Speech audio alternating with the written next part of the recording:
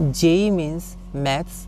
हमारा चैप्टर है मैट्रिसेस, जो अलजेब्रा का एक चैप्टर है, और हमारा टॉपिक 1 है ऑपरेशंस ऑन मैट्रिसेस।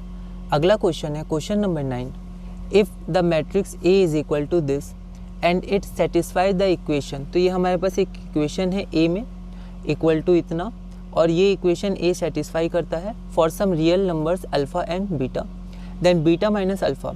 तो हमें एक इक्वेशन दी गई है, मैट्रिक्स ए की वैल्यू दी गई है, और हमें पूछा गया है अल्फ़ा और मतलब बीटा माइनस अल्फ़ा। तो उसके लिए हम अल्फ़ा बीटा निकालेंगे, फिर बीटा माइनस अल्फ़ा कर देंगे। यह क्वेश्चन 2021 में आया था। एक बार आप इसे ट्राई करिए, फिर हम आगे बढ़ते हैं। इसमें फिर से हम लोग पैटर्न फाइंड करेंगे, ठीक है। तो यहाँ पर a square a cube a to the power 4। अगर आप पहले के क्वेश्चंस कर रहे हैं सीरियल वाइज, तो उसमें एक ऐसे सिमिलर क्वेश्चन आया था। तो उसमें हमने 2 मेथड लगाए थे। एक हमने मैट्रिक्स मल्टीप्लिकेशन लगाया था, मतलब मल्टीप्लिकेशन जैसे अभी कर रहे हैं, और एक पैटर्न बाय बाइनोमियल थ्योरम लगाया था।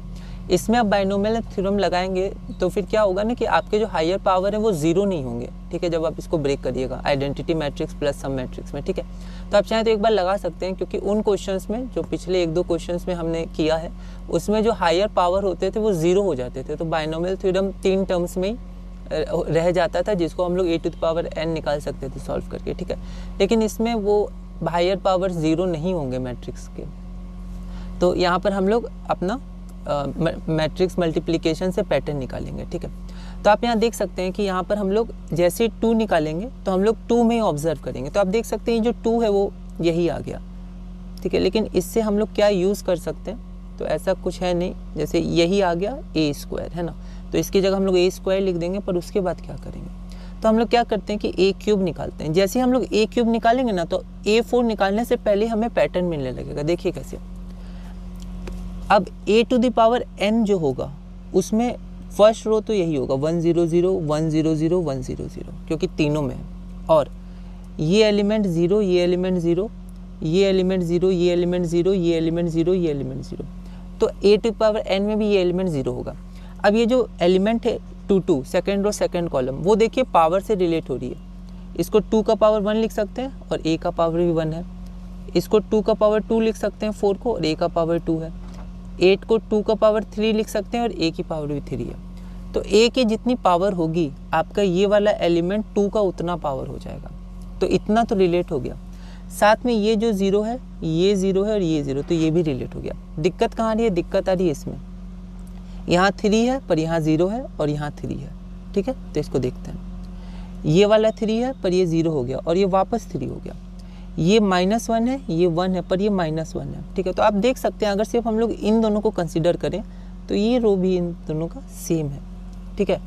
और इसमें ये थोड़ा अलग है। थर्ड रो का फर्स्ट एलिमेंट, मतलब थर्ड रो फर्स्ट कॉलम और थर्ड रो थर्ड कॉलम, ठीक है।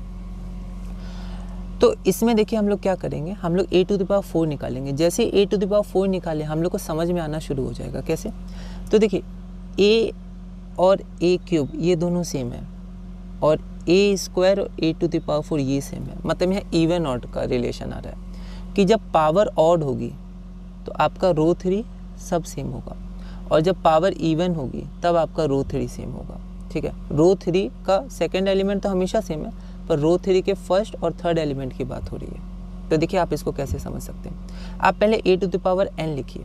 तो आप गौर करिए कि चाहे इवन या ऑड हो, ये सारे एलिमेंट सेम है सब में, ये सारे एलिमेंट सेम है।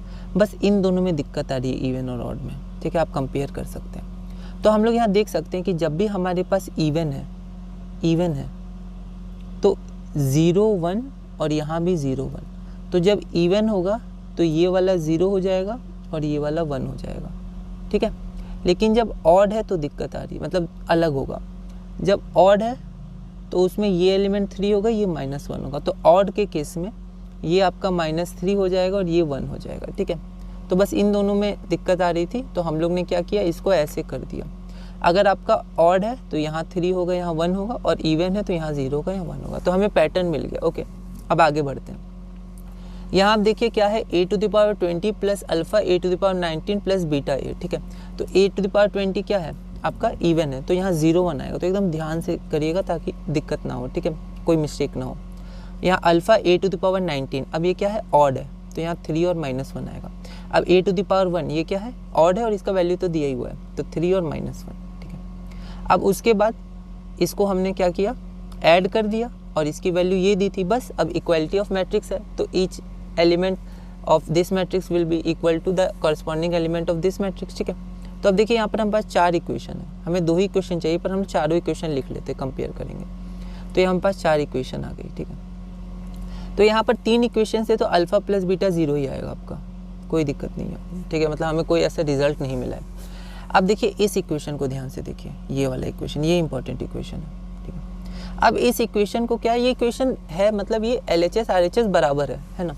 तो हम लोग इसमें ट्रायल एंड एरर मेथड में जाएंगे, ठीक है। आप एक काम और क्या कर सकते हैं, आप अल्फ़ा बीटा की जगह माइनस अल्फ़ा ले सकते हैं और माइनस अल्फ़ा यहाँ पुट कर सकते हैं। तो एक इक्वेशन एक वेरिएबल, आप उसको चाहें तो सॉल्व कर सकते हैं, पर ट्रायल एरर हमेशा याद रखिएगा। और कुछ क्वेश्चन बहुत आसानी से ट्रायल एरर से हो जाते हैं, बस थोड़ा सा हमें कॉन्सेप्ट लगाना होता है। देखिए यहाँ देखिए, अच्छा ये इक्वेशन सही है, मतलब इधर 2 का स्क्वायर आना चाहिए, सबको 2 में कन्वर्ट कर दिया और हमें पता है हर जगह 2 का पावर आ रहा है, ठीक है।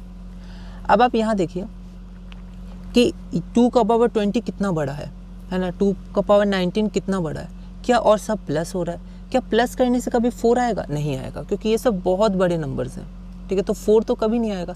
इस पर ये इक्वेशन है, मतलब ये सही होनी चाहिए, पर सही कैसे होगी, 2 की पावर 20 इतनी बड़ी और 4 इतना छोटा, तो मतलब इसमें कुछ कैंसिल होगा, कुछ घटेगा, ठीक है। यहाँ सब दिख रहा है, जुड़ रहा है, पर घटेगा। अब कौन घटा सकता है, 2 का पावर 20 तो कभी घटेगा नहीं, ये तो कांस्टेंट है। अब ये वैल्यू घट सकती है, कैसे घट सकती है, और ये 2 का पावर भी है, ये कितना घटेगी, ठीक है। या तो b की वैल्यू बहुत ज़्यादा हो, ठीक है, तब ये घट सकती है, b निगेटिव में हो।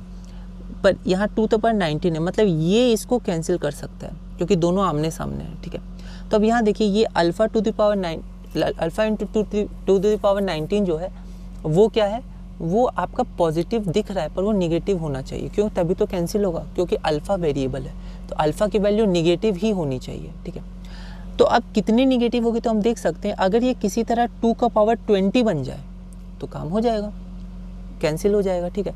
तो अल्फ़ा को अगर हम लोग 2 रखेंगे तो 2 का पावर 20 बन जाएगा, इनटू हो रहा है पर प्लस में बनेगा, तो अल्फ़ा को -2 रख देते हैं।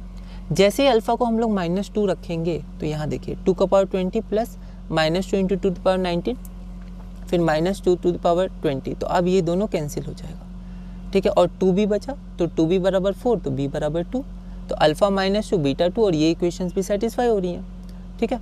तो अब बीटा की वैल्यू 2 थी तो 2 माइनस -2 होगा 4। ऐसा नहीं कि आप यहाँ तक सही करें और यहाँ आके गलती कर दे, 2 - 2 0, नहीं, अल्फ़ा -2 है ना, जल्दबाजी नहीं करना है, धीरे धीरे आगे बढ़ना है। तो ये हो गया हमारा 4 जो हमारा रिक्वायर्ड आंसर है, ठीक है। अब ऐसे क्वेश्चन पहली बार में बहुत मुश्किल है बनना, लेकिन जब हम लोग को कॉन्सेप्ट पता चल जाए, ठीक है, ये सब लॉजिक पता चल जाए तो हम लोग बना सकते हैं। जैसे अगर आपने पहले के 2-3 क्वेश्चंस देखे होंगे तो आप अब ये इतना तो कर पाएंगे, ठीक है, लॉजिक लगा पाएंगे, ठीक है। जब पहली बार ही आप कोई क्वेश्चन देखेंगे तो मुश्किल होगा, पर कोई दिक्कत नहीं है, आप प्रैक्टिस करिए, डिवीजन करिए और धीरे धीरे आगे बढ़िए, नहीं सब आ जाएगा आपको। तो इस वीडियो में हमने अपना क्वेश्चन नंबर 9 किया, अगली वीडियो में हम क्वेश्चन नंबर 10 करेंगे और आगे बढ़ेंगे।